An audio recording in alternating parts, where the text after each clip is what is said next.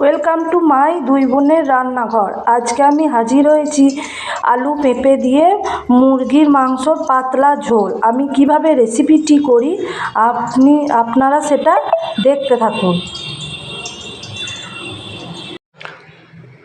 কড়াই গরম হয়ে গেছে, এবার তেল দিয়ে দেব। আলু পেঁপেগুলো তেলে নেড়ে নেব।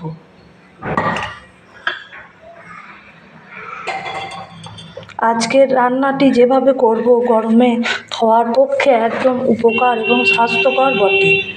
পাতলা ঝোল।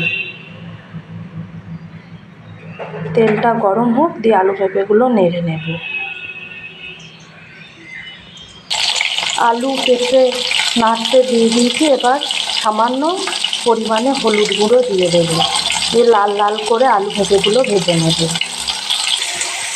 আজকে আলু পেঁপে দিয়ে চিকেনের ঝোলটা একবারে ঘরোয়াভাবে রান্না করছি, বেশি তেল মশলা হবে না।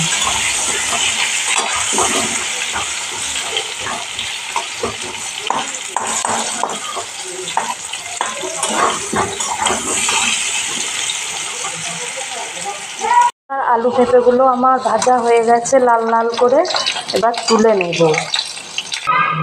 এবার জিরে আর তেজপাতা ফোড়ন দিয়ে দেব।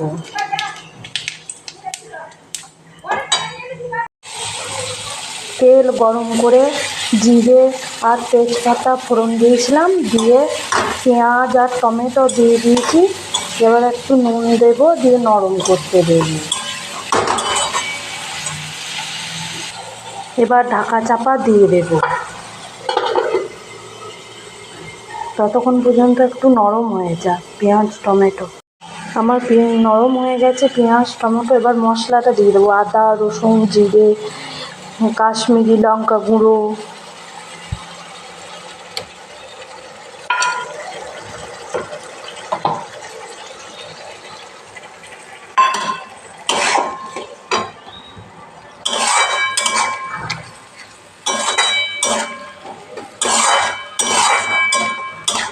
মশলাটা কষানো হতে থাক।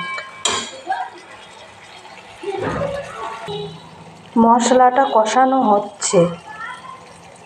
মশলা কষানো হয়ে গেছে, এবার মাংসটা দিয়ে দেব।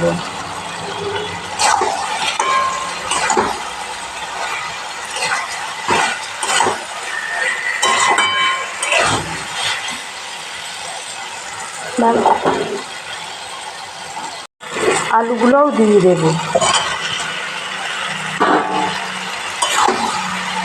এবার আরও কষাতে থাকবো।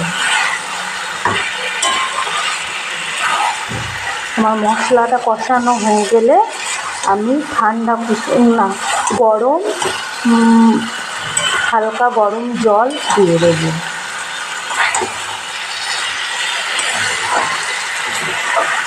এবার ঢাকা চাপা দিয়ে দেব।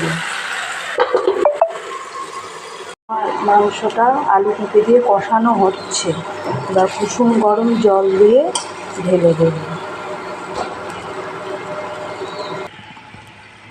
এবার হালকা কুসুম গরম জল দিয়ে দেব। দিয়েছি, এবার ফুটতে থাকুক, দিয়ে ঢাকা চাপা দিয়ে দেব।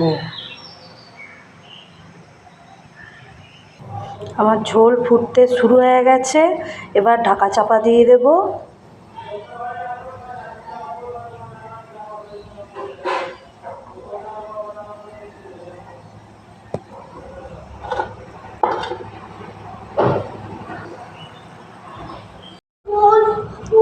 আমার মাংসের ঝোলটি হয়ে গেছে, এবার নামিয়ে নেব গরম মশলা দিয়ে।